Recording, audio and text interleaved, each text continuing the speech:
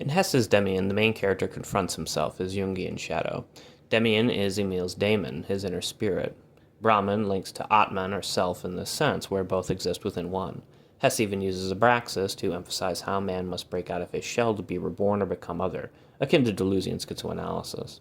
The shell is thus the world of Maya, or illusion, by which we must break out of and destroy. The court's clown says the honest and funny thing, unchained by the political correctness of the king.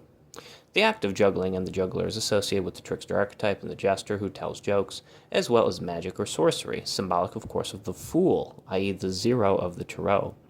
The tarot is the main means by which man escapes his fate, connected to the Kabbalah with the 32 paths to wisdom. By such means is a man able to be reborn and fulfill his will, imminently baptized by the unconscious waters of his brain and bringing them to a state of consciousness, or frolicking with the fairies in Venusberg. Love remains the fundamental link between the will of the world and the law, which, akin to the Holy Trinity, are the three guiding principles of every spiritual person: love, will, and law. A little death is linked to love, and thus the law and will. And just as men cannot cheat death, so too are they meant to maintain their oaths via Horkos to their partners when lost in love. To break such an oath is to be asked to have the Erinyes or Furies set upon them, dragged down into the chthonic depths of hell, i.e. the underworld, so as to be reborn and bring about a change in their character. We can see these connections to both Crowley, where via 210 all equals 1 equals none, or via Land's Thirst for Annihilation, where God is the god of zero, guiding us along via Kant's noumenal will and the erotic love of Bataille, transgressing beyond human law via shamanic trance states and a decadent sense of ruinous decay. Via putrefaction of the black and alchemic sun, or Solaranus, the Negredo initiates us all on our alchemic adventures, turning our lead into gold, transforming and transmuting us in the act of becoming other, via the body without organs, a zero state of intensity, a Deleuzian death drive.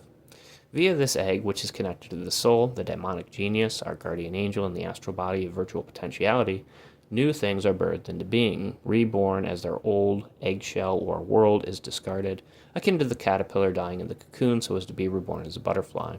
And so, as the Major noted in the end of Oshie's 1995 Ghost in the Shell film, in an infinitely vast network, where does the newborn go? Infinity, tied to the transcendental, forces finite man to eternally engage with the outside, becoming other endlessly. Man is thus a shape-shifting sorcerer in this sense, morphing akin to metamorphosis. Heraclitus noted, linked the daemon to mankind's fate with the words ethos, anthropoi, daemon, which means a man's character is his fate. Fate is forged in the flowing fires of Heraclitus, tied to the astrological stars from which we are freed, risen eternally out from ash, causing a change in our character. Furthermore, the little death of orgasm leads to impregnation, and thus creates the third term from the prior two, leading to endless difference via repetition. We should note that rebirth is the name given to the Renaissance itself, since etymologically Renaissance breaks down to re, back again, and naissance, birth. Many new things happened during the Renaissance, like the Copernican revolution, which we discussed, as well as engagements with the occult. To Land, the Renaissance is important due to this sense of rebirth, acting as the inspirational time period for much of his philosophy, where, akin to the Enlightenment of the Renaissance, we get a new enlightenment, a dark enlightenment. Through a rebellious revolution akin to the stars, man alters his fate via the daemon. And so, as Crowley noted, with the disdain of the word I, since it keeps man from the monad, creating the dyad of duality via egocentric identity, we are to become the other, seeing the alien inside of us all, noting how we are everything outside of us, undergoing ego-death via the deathly abyss so as to be reborn. The language again proves paradoxical, tied to the number 210. Love is linked to the will and law. The abduction of Helen by Paris caused the Trojan War, which caused Troy to burn. By betraying one's oath, Horkos, to love, all is reduced to hellish ruin, where the Erinyes and Eris bring discord and death. Fire purges and cleanses the spirit, allowing for purification and rebirth. The law and will remain linked to love. The feminine trinity, Hera, Athena, and Aphrodite, fought without rest for who was the fairest, wanting to hold Eris's apple of gold. Paris, having to choose, was doomed to lose. And when Eros's arrow didn't miss, Helen fell in love with Paris. Agamemnon knew a war was on, as the lovers doomed a city. Amidst jealousy, vanity, and treachery, men vied and died for beauty, while wise Odysseus was to be devious with the Trojan horse. And with his stealthy force, Troy fell, burnt to hell. Every man takes his turn, finding a beauty with whom to yearn. From love, we can all learn of what it means to burn. If dying and being reborn is endless, then it makes one alchemically immortal, akin to the flight of the phoenix.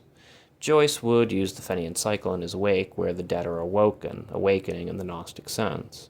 If time is one continual and infinite present, as St. Augustine noted, God is outside of time, and finite man can inexplicably find himself in the future, time traveling in some sense. Joycean, the druid son of Finn MacCool, thought St. Patrick a bleary old fool, noting how it is for the love of poetry that one obtains immortality. But keep your head in the clouds, he is told, for touching the ground makes one old. Sadly, Joycean's story ends in tragedy. Indeed, the intangible and spiritual do not mix well with earthly material. Beyond the doorways of the Druid's Oak, time passes differently for the fairy folk. Poetry and immortality proves impossible for finite man. The true outer limits cannot be conveyed. Death and rebirth is a spiritual or psychic undertaking, whereby even if one's essence or character changes, finite man maintains his physical existence, though that physical existence can be altered by the mindset of every man. A rainbow arises after rainfall, offering us infinite insights, bending above and below, linked to a phase alchemic gold. Impossibility is poetry, tied to eternity, unity, and infinity. Rimbaud did know where the unheard word could go. Beyond the finite, sea mingles with light, and what it might say, all and none can convey. If I am to be fixed, does that first mean I am broken? Fix can mean to repair. However, we must remember that fixed could mean to stay the same or be stationary, unchanged. Thus, to fix something means to keep it from becoming other, to revert it back from being broken. Psychologists fix people, claiming to repair them so as to ensure they are stationary, ordered and organized, unable to move or find their flow. Yet, once something is fixed, it is not the same as it was before. To forever keep things fixed by not allowing them to break means limiting transformation, change, or the alchemic transmutation needed to alter the flow of desire. How in the hell is anyone supposed to be reborn when they cannot die and become something different?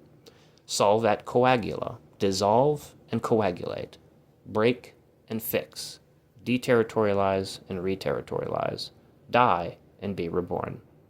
Deleuze truly was an alchemist of the utmost renown and respect. Cracking the eggshell that is thin, or the shedding of one's serpentine skin, has great symbolic and spiritual worth, linked to both death and rebirth. Break out of the butterfly or moss cocoon, but don't break out too soon. If in your haste you rush to be reborn, you will come out of the womb as a stillborn. And he gathers the prayers as he stands, and they change into flowers in his hands. Henry Wadsworth Longfellow, from Sandalphon. To their outer God they piously call, their prayers like snow petals fall. Living below, they seek to rise up, drinking wine from their Dionysian cup. For what are we without our other? How can one speak of Sandalphon without mentioning Metatron, his corresponding brother? What is Prometheus without his twin Epimetheus? What is forethought without afterthought? Difference is how we come to see and develop a sense of identity. What is Parmenides' state of being without Heraclitus' notion of becoming? What is yang without yin? What is virtue without sin? What is the point of rebirth if death has no inherent worth? What is my writing without your reading? In most modern media, the church is rarely ever conveyed as righteous, except maybe in horror movies. Can't have a good exorcist film without the Catholic Church getting involved, after all. Living in a Lovecraftian horror story forces one to seriously consider the consultation of Catholics. As Milton noted in Paradise Lost, long is the way and hard that out of hell leads up to light. Let everything we've built turn to rust. Let everything return back to clay, ash, and dust. In the end, there's nothing to fear. It will be as if we were never here. To the grave you go. That you know. Being left cold, having nothing left to hold, all you've grown sinks down to bone. This leaves some rather numb, but transcendentally, there's always eternity. So, since you can't know where exactly it is you'll go, it's best not to worry about mortality. Literally, God is not, because he transcends being. Johannes Scotus Regina is quoted in the court of King Charles the Bald. Ignorant people ignore. Ignore means to not know, and thus they are not Gnostic or knowing.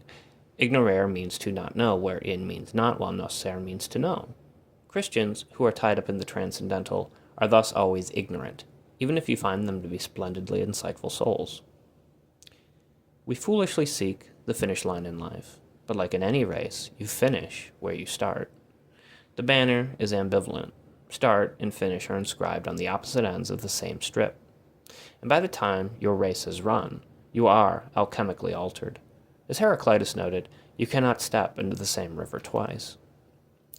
As flesh is purged by phoenix flame to whiten bone, an alchemic alembic distills the philosopher's stone.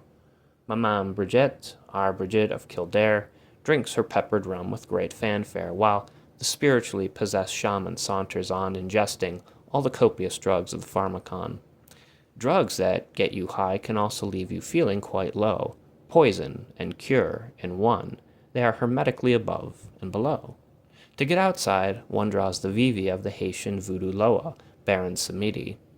Like the heroic journey of Ulysses, who came back from hell across the seas, or the truth noted in the Eleusinian mystery where Hades briefly returned Persephone, Theseus dances over the Minotaur with glee, waltzing along to Eric Satie's Nociene, in the underworld labyrinth built by Daedalus, watching Babel's tower fall like his son Icarus. Poetry is truly the great transcendental art. Words reach an impossible point and then fall apart.